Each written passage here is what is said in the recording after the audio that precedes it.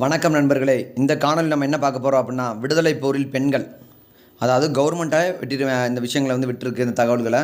So அந்த கவனமாக நம்ம ஒன்றுக்கு 2 தடவை படிச்சுக்கிட்டாலே நம்ம எக்ஸாம் பாயிண்ட் ஆஃப் வியூ இருக்க கொஸ்டின்ஸை அடிச்சிடலாம். முதல்ல சுதந்திர போராட்ட வரலாற்றில் இழந்த நாட்டை மீட்ட ஒரே ராணி யார் அப்படின்னா வேலுநாச்சியார் தான். சுதந்திர போராட்ட வரலாற்றில் இழந்த நாட்டை மீட்ட ஒரே ராணி யார் அப்படின்னா வேலுநாச்சியார். இவங்க 1730 பிறக்கிறாங்க, 1796 இறக்குறாங்க. ராமநாதபுரம் மாவட்டத்துக்காரங்க. கணவர் பேர் முத்துவடுகநாதர். ஓகேங்களா. சிவகங்கையும் ஆங்கிலேயரிடம் 1772 அவங்க வீட்டுக்கார கொண்டதுனால 8 ஆண்டுகள் நாட்டை இழந்து திருப்பி 1780 போரிட்டு வென்றுறாங்க. அடுத்து குயிலி 1780 சிவகங்கை. 1780ஆம் ஆண்டு விஜயதசமி அன்று வேலுநாச்சியாருடன் சிவகங்கை அரண்மனையில் உள்ள கோயிலுக்கு செல்வது போல் சென்று தன் சேலையில் தீயை பற்ற வைத்துக்கொண்டு ஆங்கிலேயரின் ஆயுத கிடங்களுக்குள் விழுந்து உயிர் நீத்த தியாக மங்கை யார் அப்படின்னா குயிலி. 1780 விஜயதசமி அன்னைக்கு. நாகம்மையா யார் அப்படின்னா பெரியாரோட மனைவி, முறப்பொண்ணு. 1885 1933 வரைக்கும் இருக்காங்க, சேலத்துக்காரங்க. காந்தியடிகள் ஈரோட்டில் பெரியார் இல்லத்தில் தங்கியிருந்த போதுதான் கள்ளுக்கடை முன்பு மறியல் போராட்டம் நடத்த முடிவெடுக்கப்பட்டது. ஆனால் காந்தி எங்கே இருக்கார்? ஈரோட்டில் பெரியார் இல்லத்தில் தங்கியிருக்கப்போ தான் என்ன பண்ணியிருக்காங்க, கள்ளுக்கடை மறியலில் ஈடுபடாமல் முடிவெடுக்கிறாங்க. பெரியார் மறியலில் இறங்கி கைதானார். அடுத்த நாள் நாகம்மையார், பெரியாரின் தங்கை எஸ்ஆர் கண்ணம்மாள் ஆகிய இருவரும் களமிறங்கினர். 1924 கேரள மாநிலம் வைக்கத்தில் நடைபெற்ற கோயில் தெரு நுழைவு போராட்டத்தில் கலந்து கொண்டனர். நாகம்மையார் 1885 1933 வரைக்கும் சேலம். அஞ்சலை அம்மாள் 1890 1961 வரைக்கும் கடலூர் மாவட்டம். கடலூரில் பிறந்து இந்திய சுதந்திர போராட்டத்தில் தன் கணவர் முருகப்பன், அப்படின்னா அஞ்சலை அம்மாவோட வீட்டுக்காரர் பேர் முருகப்பன், 10 வயது மகள் லீலாவதி ஆகியோருடன் கைது செய்யப்பட்டு குடும்பத்துடன் சிறை சென்றார். கர்ப்பிணியாக இருந்தும் அஞ்சலை அம்மாள் தொடர்ந்து போராடி சிறையில் இருந்து பரோலில் குழந்தை பெற்றார். 1961ஆம் ஆண்டு பிப்ரவரி 20 மறைந்திருக்கார். 1890 1961 வரைக்கும் கடலூரில். அடுத்து எஸ்ஆர் கண்ணம்மாள். 1891 பிறகுறாங்க. அம்பேத்கர் பிறந்த வருஷம் தான் பெரியாரோட தங்கச்சியும் பிறகுறாங்க. 1971 இறக்குறாங்க. பாரதிதாசன் பிறந்தது 1891, அம்பேத்கர் பிறந்தது 1891. பெரியாரின் இளைய சகோதரி. 1930களில் குடியரசு இதழின் வெளியீட்டாளராக விளங்கினார். குடியரசுன்ற இதழ் யார் தொடங்கியிருக்கா அப்படின்னா பெரியாரும் தங்க பெருமாள் பிள்ளையும் தொடங்கியிருப்பாங்க. தங்கவேல் பெருமாள் பிள்ளையும் அவங்க தான் குடியரசு இதழ்ன்றதில் 1925 தொடங்கியிருப்பாங்க. அதில் வெளியீட்டாளராக கண்ணம்மாள் எப்போ இருக்காங்க அப்படின்னா 1930களில். இவ்விதழில் இன்றைய ஆட்சி ஏன் ஒழிய வேண்டும் என்ற தலைப்பிலான பெரியார் எழுதிய தலையங்கத்திற்காக ஆசிரியர் பெரியாரும் வெளியீட்டாளர் கண்ணம்மாளும் கைது செய்யப்பட்டனர். பெரியாருக்கு 6 மாதமும் கண்ணம்மாளுக்கு 3 மாதமும் சிறை தண்டனை விதிக்கப்பட்டது. கண்ணம்மாள் 1925க்கு பிறகு பெரியாரின் வழியை பின்பற்றி சென்றவர். கண்ணம்மாள் 1932 ஈரோடு நகர்மன்ற உறுப்பினராக இருந்தார். ஆனால் கண்ணம்மாள் ஈரோடு நகர்மன்ற உறுப்பினராக 1932 இருக்காங்க. ருக்மணி லட்சுமிபதி 1892 1951 வரைக்கும் இருக்காங்க. மெட்ராஸ் மாகாணத்தில் இருக்காங்க. உப்பு வரிக்காக முதல்ல அபராதம் கட்டிய பெண்மணி இந்த ருக்மணி லட்சுமிபதி. வேதாரண்ய உப்பு சத்தியாகிரகத்தில் உப்பு வரிக்காக அபராதம் கட்டிய பெண்மணி யார் அப்படின்னா ருக்மணி லட்சுமிபதி. சிறை தண்டனை பெற்றார். அந்நிய துணி மறியல் போராட்டத்தில் கலந்துக்கிட்டாங்க. தன் நகைகள் அனைத்தையும் 1933 காந்தியடிகளிடம் அரிஜன நிதிக்காக அளித்தார். காந்தியடிகளிடம் என்ன பண்ணியிருக்காங்க, இந்த அம்மா அரிஜன நிதிக்காக மொத்த டோட்டல் அமௌண்ட் எல்லாத்தையுமே கொடுத்துட்டாங்க. 1937 சென்னை மாகாண சட்டமேலவை துணைத் தலைவராக சபாநாயகராக விளங்கினார். துணை சபாநாயகர் 1937 சென்னை மாகாண சட்டமேலவை. நமக்கு சட்டமேலவை 1986 நவம்பர் 1 தான் கலைக்கப்படும். அவள் சட்டமேலவை முதல்ல சென்னை மாகாணன்ற அப்போதைக்கு பார்த்திங்கன்னா ஒரிசாவில் கஞ்சம், ஆந்திராவில் ராயலசீமா கடற்கரை மாவட்டங்கள், கர்நாடகாவில் பெல்லாரி, ஒரிசா இந்த மாதிரி இப்போ இதெல்லாம் சேர்ந்தது தான் என்னது அப்படின்னு கேரளாவில் மலப்பார், இந்த மாதிரி சேர்ந்தது தான் சென்னை மாகாணம். இப்போ சென்னை மாகாணத்தில் சட்டமேலவை துணைத் தலைவராக 1937 இந்த மாதிரி இருந்திருக்காங்க ருக்மணி லட்சுமிபதி. 1940 தனிநபர் சத்தியாகிரகத்துக்கு சிறை சென்றிருக்காங்க. 1946 சட்டப்பேரவை உறுப்பினராகவும் ஆகியிருக்காங்க, அமைச்சராகவும் திகழ்ந்திருக்காங்க. அப்போ இந்த மாதிரி பற்றின விஷயங்கள் 1933 டோட்டல் அமௌண்ட்டையும் கொடுத்துருக்காங்க. 37 சட்டமேலவை துணைத் தலைவர், 1940 தனிநபர் சத்தியாகிரகத்தில் இருந்திருக்காங்க. 1946 சட்டமன்ற மேலவை உறுப்பினராக வந்திருக்காங்க. அம்மு சுவாமிநாதன் 1894 1978. இந்த அம்மாவோட மக தான் யாருன்னா லட்சுமி சகல்னு ஒருத்தவங்க வருவாங்க. இவர் அப்துல் கலாமை எதிர்த்து போட்டிட்டு இருப்பாங்க குடியரசுத் தலைவர் தேர்தலில். அம்மு சுவாமிநாதன் பார்த்தீங்கன்னா வழக்கறிஞர் சுவாமிநாதனோட மனைவி தான் அம்மு சுவாமிநாதன். கேப்டன் லட்சுமியின் தாயார். அக்காலத்தில் கார் ஓட்டுதல், குதிரை ஏற்றம், நீச்சல், சாகசம், டென்னிஸ் எல்லாத்துலேயுமே இந்த மாதிரி வெல்வெஸ்டாக இருந்திருக்காங்க. 1920 காந்தியடிகளின் உரையை கேட்ட பிறகு விடுதலை இயக்கத்தில் கால் பதித்தார். ஆடம்பரமான வீடு அமைதியின் இருப்பிடமானது. கதர் ஆடை அணிந்தனர். அம்மு சுவாமிநாதன் சென்னை மாநகராட்சி சட்டமன்ற உறுப்பினராக இருந்திருக்காங்க. 2 முறை நாடாளுமன்ற உறுப்பினராக இருந்திருக்காங்க. ஆங்கில ஆட்சிக்கு எதிரான இயக்கத்தில் தீவிர பங்காற்றிருக்காங்க. நாடாளுமன்ற உறுப்பினர் 2 தரம், மாநகராட்சி உறுப்பினர் சட்டமன்ற உறுப்பினர் ஒருத்தர். பத்மாசினி அம்மாள் தான் மதுரக்காரம்மா. 1897 1939 வரைக்கும் இருந்திருக்காங்க. தேச விடுதலைக்காக பெண்களை ஈடுபட செய்தவங்க இந்த முக்கியமான அம்மா ஆங்கிலேயருக்கு எதிராக. சிறை கோட்டடியில் சித்திரவதைக்கப்பட்டார். 1897 1939 வரைக்கும்.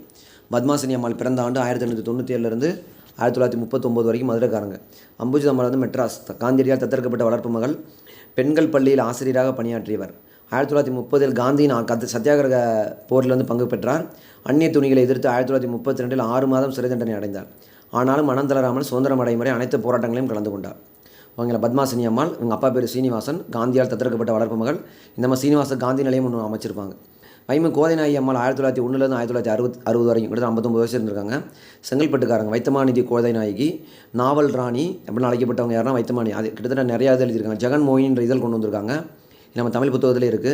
ஓகேங்களா. 1931 கள்ளுக்கடை மறியல்லையும் 1932 லோதியன் கமிஷனுக்கு எதிராக நடந்த போராட்டத்திலும் கலந்து கொண்டு பலமுறை சிறை சென்றவர் மிகச்சிறந்த எழுத்தாளர். பட்டாடை நகைகள் அணிந்து பழகிய அவர் காந்தியால் கதராடை உடுத்த ஆரம்பித்தார். 1931 கள்ளுக்கடை மறியல், 32 லோதியன் கமிஷனுக்கு எதிராக போராட்டம்.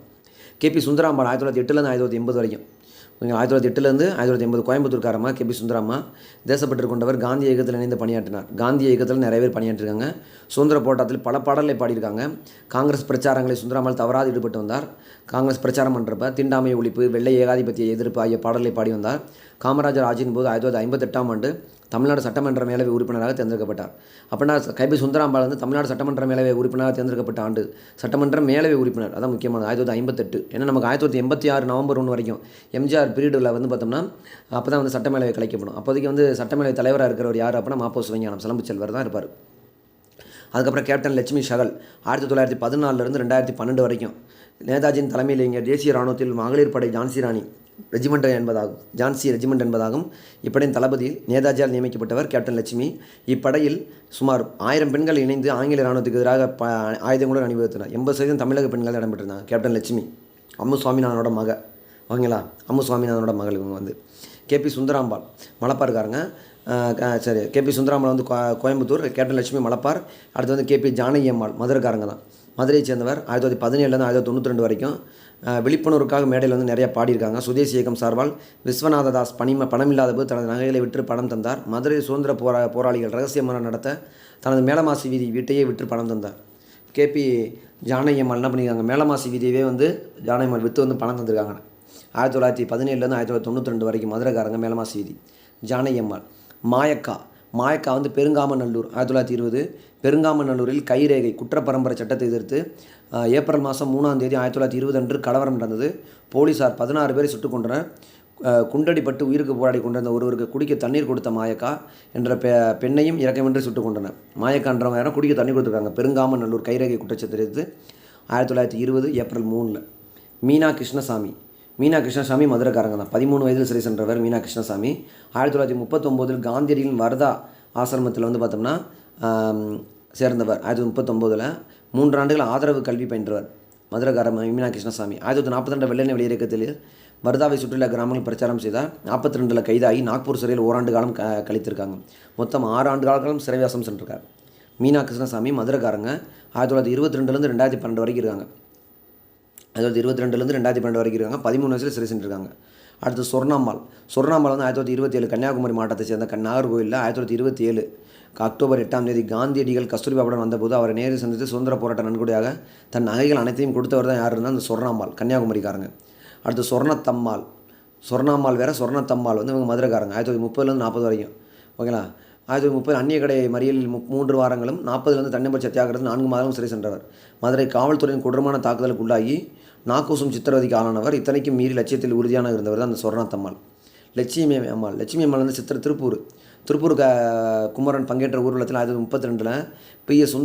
சுந்தரத்தின் தாயார் பஞ்சம் பிழைக்க பர்மா சென்றிருந்த லட்சுமி அம்மாள் அங்கே காந்தி சேவா சங்கம் என்ற அமைப்பை பர்மாவில் தொடங்கியிருக்காங்க, வலுப்படுத்தினார். தனது மகன் P.S. சுந்தரத்தை பொதுச் சேவைக்காக காந்தியடியிடம் ஒப்படைத்தார். அப்போனா வந்து லட்சுமி அம்மாவோட மகன் பேர் வந்து என்னது அப்படின்னு சொல்லி பார்த்தீங்கன்னா சுந்தரத்தோட தாயார் தான். பர்மாவில் போய் காந்தியோட அந்த வரதா திட்டத்தை வந்து செயல்படுத்தியிருப்பாங்க. கதர் இயக்கத்தையும் வலுப்படுத்தியிருப்பாங்க. ஓகேங்களா. கதர் சேவா சங்கம். லட்சுமி அம்மாளும் சுந்தரத்தின் மனைவி சுமித்ரா தேவியும் ராஜாஜி தலைமையில் திருச்செங்கோட்டில் சத்தியாகிரகத்தில் பங்கேற்று இருவரும் 6 மாதங்கள் சிறை சென்றனர். மாமியாவும் மருமகளும் வச்சுக்கலாமா. லட்சுமி அம்மா வந்து மாமியா, அவங்க மருமக தான் யாருன்னா சுமித்ரா தேவி. 2 பேருமே 6 மாதம் சிறை தண்டனை பெற்றிருக்காங்க திருச்செங்கோட்டில் சத்தியாகிரகத்தில். லீலாவதி 1957 1997 வரைக்கும் மதுரை. கடலூர் அஞ்சலை அம்மாவோட மக தான் லீலாவதி. 1927 சென்னையில் நீலன் சிலை அகற்றும் போட்டில் தாய் அஞ்சலை அம்மாவுடன் பங்கேற்றவர் தான் லீலாவதி. அப்போது அவருக்கு 9 வயசு. தாயாருடன் கைதான லீலாவதி வயது காரணமாக இளம்பெண்கள் சிறையில் 4 ஆண்டுகள் வச்சுருக்காங்க. விடுதலையானவுடன் காந்தியடிகளின் பாரத ஆசிரமத்துக்கு வரவழைத்தார். காந்தியடிகள் அம்மாக்கண் என்று பெற்றோர் இட்ட பெயர் லீலாவதி என்று மாற்றி காந்தியடிகள் விடுதலை வீரர் ராஜா மதக்கனியை மணந்தார் லீலாவதி. அப்படின்னா லீலாவதியோட வீட்டுக்கார் பேர் வந்து என்னென்னா ராஜா மதக்கனி. 1929 வயசில் கலந்துக்கிறாங்க. ஓகேங்களா? இது வந்து என்னது அப்படின்னா விடுதலை போராட்டத்தில் தமிழகத்தின் பங்கு. இதுக்கு 1-2 தடவை போட்டு கேளுங்க, உங்களுக்கு பயனுள்ள வகையில் இருக்குன்னு நம்புகிறோம். இதை லைக் பண்ணுங்கள், சப்ஸ்கிரைப் பண்ணுங்கள், டெலகிராமில் ஜாயின் பண்ணிக்கோங்க நண்பர்களே. விடுதலை போராட்டத்தில் தமிழகத்தின் பங்குன்றது வந்து இது முக்கியமான கொஷின்ஸ் இது வந்து. ஓகேங்களா? ஓகே நண்பர்களே, நம்ம அடுத்த வீடியோவில் சந்திப்போம். நன்றி.